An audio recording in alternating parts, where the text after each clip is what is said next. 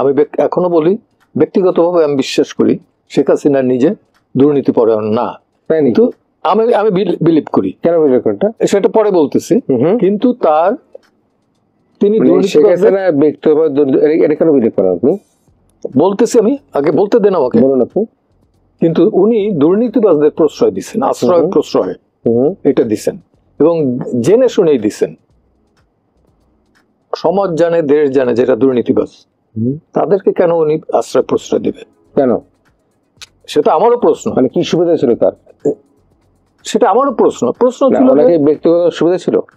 ব্যক্তিগত না হইলেও তার দলীয় সুবিধা ছিল নিশ্চয়ই। টানেল দিবে কেন? তো আর একটা হলো যে নির্বাচনে জয়লাভ করলে পরে আওয়ামী লীগ জয়লাভ করে, আর পরাজিত হইলে পরে আমাদের সবাইকে নিয়ে পরাজিত, জনগণকে নিয়ে। আসলে এটা একটা নিষ্ঠুর সত্য। কারণ একজন স্বাধীনতাকামী হিসেবে আপনি তো এক্সপেক্ট করবেন অবশ্যই আওয়ামী লীগের কাছে। মুক্তিযুদ্ধে তারা নেতৃত্ব দিছে, দ্যাটস ওয়াই। বঙ্গবন্ধুর দল, দ্যাটস ওয়াই। এবং সবচেয়ে পুরানো দল, দ্যাটস ওয়াই। কিন্তু আপনি তো অন্য কারো কাছে এক্সপেক্ট করবেন না। তারপরে সেই দলের কাছ থেকে এই বিহেভটা আসবে কেন? অগণতান্ত্রিক বিহেভটা আসবে কেন? 16 বছরে আমি যত ক্রিটিসাইজ করছি আওয়ামী লীগ গভর্নমেন্টের, তত ক্রিটিসাইজ আমার মনে হয় কোন অপোজিশনও করে নাই। কি বিষয় ক্রিটিসাইজ? সব বিষয়ে, আইসিটি, ডিএসএ, সিএসএ, সবগুলোর বেলা। তাহলে এই যে হত্যাকাণ্ড, সে বিষয়ে কি ক্রিটিসাইজ? সে বিষয়ে বলি না। দেখেন না আপনি? বলেন। আমি বলবো কেন? আপনি দেখেন না? বলেন না দেখেন না। দেখেছি। তাইলে মানে এটা জনগণ দেখছে। কি ছিল সেটা? কোনটা? হত্যাকাণ্ড ছিল, গণহত্যা। কি হত্যা করেছে? গণহত্যা। কি হত্যা করেছে? হত্যা করেছে গভর্নমেন্ট, বিদেন গভর্নমেন্ট। গভর্নমেন্ট কে লিড কে ছিল? গভর্নমেন্টের লিড কে ছিল আপনি জানেন না? আপনি একটা সিনিয়র সিটিজেন। আপনিও তো সিটিজেন, সিনিয়র না হয় আমি citizen, but you are being a senior citizen. আপনি কেন বলবেন না? বলতে ভয় পান?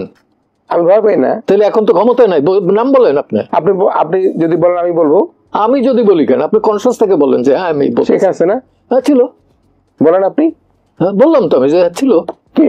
শেখ হাসিনা। শেখ হাসিনা ছিল প্রাইম মিনিস্টার, আর শাহাবুদ্দিন চুপ্পু ছিল রাষ্ট্রপতি। ছিল না, এখনো আছে। কি করেছে তারা? পদ্মা ব্রিজ করছে, পরে শেষ সময় গুলি করে মারছে। আমি কি অস্বীকার করছি যে গুলি করে মারে নাই? কে মারেছে গুলি করে? অন্তত আপনি মারেন নাই। স্যার কে কার হুকুমে মেরেছে স্যার? হোম মিনিস্টার হুকুমে। উপরে কে ছিল? প্রধানমন্ত্রী। প্রধানমন্ত্রী কে ছিল? শেখ হাসিনা। স্যার বলেন একটু স্যার। কি বলবো? আপনি তো জিজ্ঞেস করতেছেন, আমি বলতেছি। জিজ্ঞেস করেন।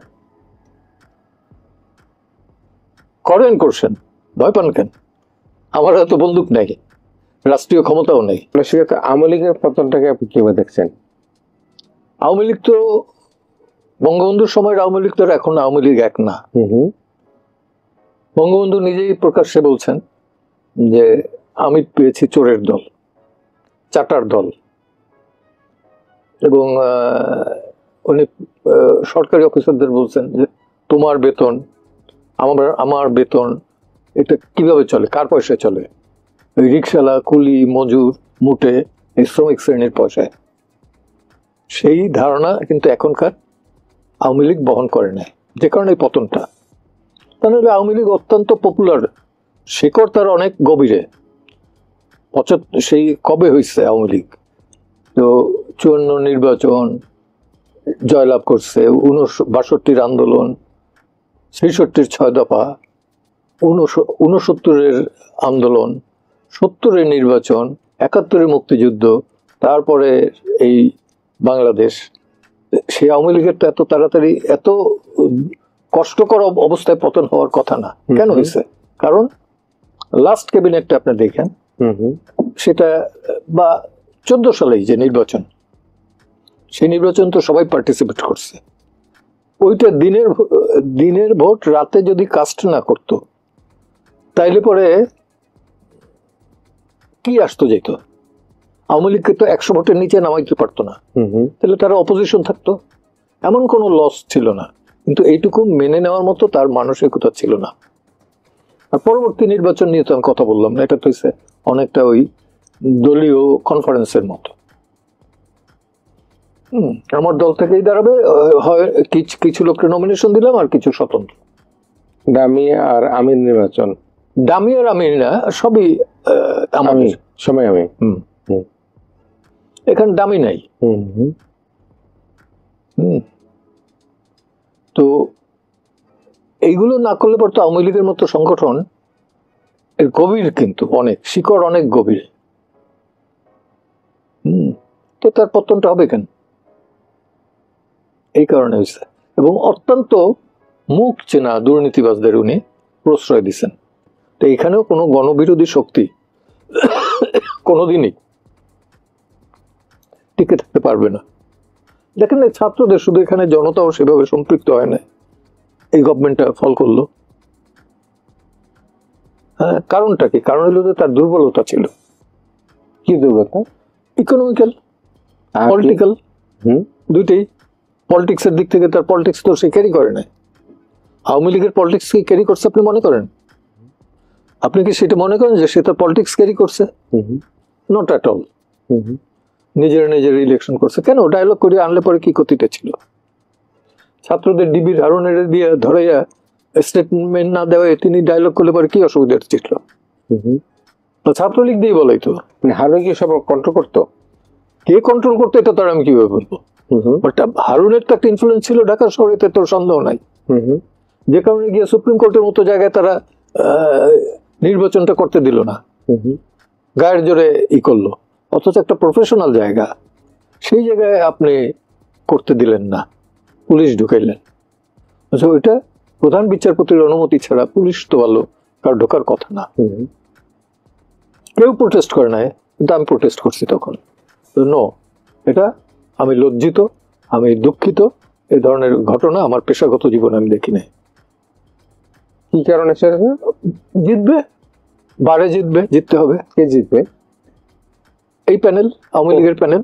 আচ্ছা, এবং পরবর্তীতে এখন আবার বিএনপি জোর করে দখল করে নিছে। আওয়ামী লীগ প্যানেল কারা ছিল সেটা? প্রথমবার ছিল প্রেসিডেন্ট কে? তারপর না, প্রেসিডেন্ট ছিল, ভুলে গেছি প্রেসিডেন্ট কে। মানে বরাবর তাপস সাহেবের একটা বড় ভূমিকা ছিল। তাপস সাহেব ছিল তো অর্গানাইজেশনের মহাসচিব। আচ্ছা, বা না, সদস্য সচিব। ওকে। আর আহ্বায়ক ছিলেন ইউসুফ হোসেন হুমায়ুন। তাদের এখানে কোনো ই নাই। এটাই হলো দাঁড়াইছে কে সে তখন, একজন হলো আব্দুল দুলাল, সেক্রেটারি। তার বেলায় কাউন্টিং এর বেলা দেখা গেল যে 37 না 38 ভোটের ডিফারেন্স। জোর করে এখানে কাউন্ট ইয়ার করতে দিলেন না। এই ফার্স্ট প্রেসিডেন্ট যে সেক্রেটারি ছিল রুহুল কুদ্দুস কাজল, তার হয়ে যাওয়ার কথা। পরে 3 মাস পরে, ও না, তখন ছিল মতিন খসরু।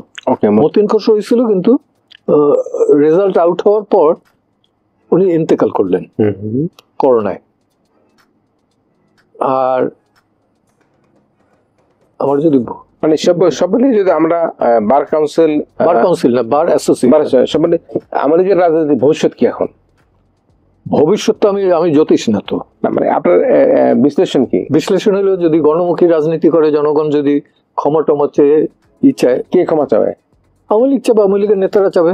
কারা এরা? কারা এরা? আওয়ামী লীগের কেন্দ্রীয় নেতারা। নাম নাম নাম আপনি বলেন, চেনেন একজন? কে সেটা? কে চেনেন? কেউকে? আওয়ামী লীগের সভাপতি। আপনি আবার প্রবীণ, আপনি যদি বলেন প্রবীণ আর ইসের প্রবীণরা তো আপনি শ্রদ্ধেয় প্রবীণ সমাজ বিশ্লেষক, রাজনীতি বিশ্লেষক, আইন বিশ্লেষক, আপনি যদি বলেন সব বিশ্লেষক একজন হইলে বিপদ। আপনি তো সর্বজন শ্রদ্ধেয়। আপনি জানেন যখন আপনার বিরুদ্ধে হত্যা মামলা হলো, বাংলাদেশের এমন কোন সাধারণ জনগণ নাই এই বিষয়ে আপনার পক্ষে দাঁড়ায় নাই। সে কারণে আপনি যদি একটু বলেন যে কে হতে পারে সেই ব্যক্তি, এটা আমার মুখ থেকে শুনতে চান যখন, তখন আমি বলি এটা হতে পারে স্বয়ং শেখ হাসিনা। বললে পরে খুবই ভালো, ক্ষমা যদি চান জাতির কাছে, জনগণের কাছে। 1, 2 হইল ওবায়দুল কাদের, তারও ক্ষমা চাওয়া উচিত। ওনার প্রেসিডিয়ামে যারা ছিলেন, মন্ত্রী পরিষদে যারা ছিলেন, সবারই ক্ষমা চাওয়া উচিত। অর্থাৎ দলগতভাবে তাদের ক্ষমা চাওয়া উচিত। লাস্ট ইনসিডেন্টের জন্য। তারা ক্ষমা চাইলে জনগণ কি ক্ষমা করবে? সেটা জনগণ বুঝবে, সেটার মালিক তো জনগণ। আপনি যদি জামাতের ক্ষমা করতে পারেন, আওয়ামী লীগের ক্ষমা করা তো কিছু না। এত এত ছাত্র জনতা এত কি 1,500 না, গুলি 2,000 5,000 প্রকাশ্যে গুলি চালায় না কেউ। জামাত প্রকাশ্যে গুলি চালায় নাই। আমি 71 আপনার বয়স ছিল কত? আমি 71 জন্ম। ও তাইলে তো আর আপনার সাথে কথা বলে লাভ নাই, দেখেন নাই, যে কারণে বুঝতে পারবেন না যে তখন কি অবস্থায় ছিল। না, এখন যদি 24-এ যে গণঅভ্যুত্থান বলেন, সেক্ষেত্রে স্নাইপার দিয়ে গুলি করা, স্নাইপার দিয়ে গুলি করছে কারা, এটা নিয়ে কিন্তু বিতর্ক আছে, একটু বলি আমি। জি, এখন কথাই উঠাইলেন, আপনি বিতর্কিত হবেন না। কথাই উঠাইলেন যখন, যেটা এখানে পারেন আপনি বিতর্কিত হবেন না। না আমি বিতর্কিত হব না। আপনি বিতর্ক করবেন কি? আপনি বিতর্ক করতে বিতর্কিত হবেন না। না, বিতর্ক তো হবে না এমন কোন লোক নাই। স্বয়ং আমি যে ধর্ম অবলম্বন করি, ইসলাম, আমার রসুলও বিতর্কিত হয়েছে, তাকে কি সবাই অ্যাকসেপ্ট করছে? করে নাই। তাহলে তার জন্মস্থান মক্কা থেকে মদিনা। গুলি কে করেছে? এটা আরেক চ্যাপ্টার, আমার কথা শেষ না হওয়ার আগেই দেয়। যে রসুলকে কিন্তু মক্কা থেকে মদিনায় রাতের আধারে পালাই যাইতে হয়েছে। তো বিতর্কিত হয়েছে না, উনি কোরআনের দ্বারা বিতর্কিত হয়েছেন না। সবার কাছে আপনি গ্রহণযোগ্য হবেন না, আমিও হব না, এটা সম্ভব না। ম্যাক্সিমাম হলেই হইল, 51% হইলেই হইল। তো আমি তো হিউম্যান বিং, অর্ডিনারি লোক, তারা তো এক একজন প্রফেট, আর এরা হইল রাষ্ট্রনায়ক। এখন যিনি আছেন চিফ অ্যাডভাইজার, উনি হলেন নোবেল লরেটি। তাদের সাথে টক্কর দেওয়া আমি ভুলেও চিন্তা করি না। আর আওয়ামী লীগের প্রধান হয়েছেন শেখ হাসিনা, বঙ্গবন্ধুর কন্যা। দীর্ঘকালীন এত সময় ধরে উনি রাইটলি রংলি প্রাইম মিনিস্টার ক্ষমতায় ছিলেন। এদের বিরুদ্ধে তো কথা বলা আমার পক্ষে সাজে না। আমি শুধু অ্যাডভাইস দিতে পারি, এটা গ্রহণ করলে করবে, না করলে না করবে। দুইজনকেই আমি দেই যে ডক্টর ইউনূসকে বলবো যে তার প্রতিহিংসার প্রবণতা এটা যাতে প্রকাশ না পায়। আর আওয়ামী লীগের বেলা আমার আবেদন থাকবে, তারা গণমুখী হওয়ার চেষ্টা করুক। জনগণকে ইলেকশনের সময় যেভাবে কোলে নেয় আর পয়সা দিয়ে ইলেকশন করতে চায়, সেটা বাদ দিক। বিএনপির বেলা আমার কোনো বক্তব্য নাই, যদিও তারা একটা রাজনৈতিক দল, কিন্তু তার বেলা আমার কোনো বক্তব্য নাই। তাহলে এই যে হত্যাকাণ্ড ক্ষমা চাওয়ার কথা, ক্ষমা চাবা না তারা? এই যে হত্যাকাণ্ড হয়ে গেল, সে বিষয়ে বিশ্লেষণ কি? হত্যাকাণ্ডের বেলা বিশ্লেষণ যারা করছে তাদের তো ট্রায়ালই হবে। কারা তারা? তারা এটা বের করছে আইসিটি। আপনি দেখতে চান কালকে পাঠিয়ে দেবো দুই একটাই বইলে, আমি তাজুলকে বইলে যে পাঠিয়ে দেবো একটু এটিএন বাংলায়, যে চিফ প্রসিকিউটর বললে পরে সে দিবে, বা বলেন আপনি ইনভাইট করেন, সে আসবে।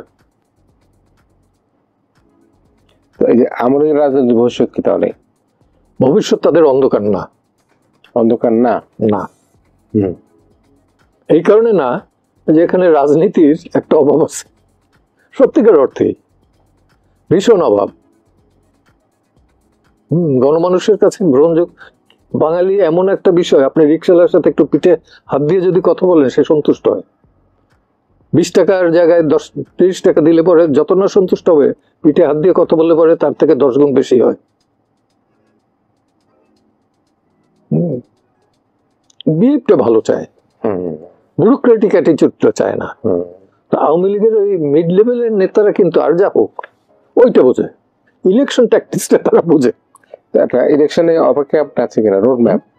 না, রোড ম্যাপ তো দিচ্ছে না, দেওয়াটা উচিত। দিলে পরে সব পলিটিক্যাল পার্টিগুলোই দেখা যাবে যে অ্যাক্টিভ হয়েছে, কি চায় না চায় বোঝা যাবে, তাদের ইশতেহার দিবে, তখন একটা আসে। এটা দেওয়া উচিত, এবং না দিলে পরে প্রলং করলে পরে কিন্তু আস্তে আস্তে দেখা যাবে। যেমন এখন অলরেডি কালকেই দেখলাম যে, না কালকে না পরশু, নুরুর নেতৃত্বে ওই ইসে গেছে, আবার মিট হয়ে গেছে, আবার দুইজন সমন্বয়ক তারা বলছে যে ওইখানে বসে কি খায় কি করে। এই যে দ্বিধা দ্বন্দ্ব নিজেদের ভেতরে, এটা আরো প্রকাশ পেয়ে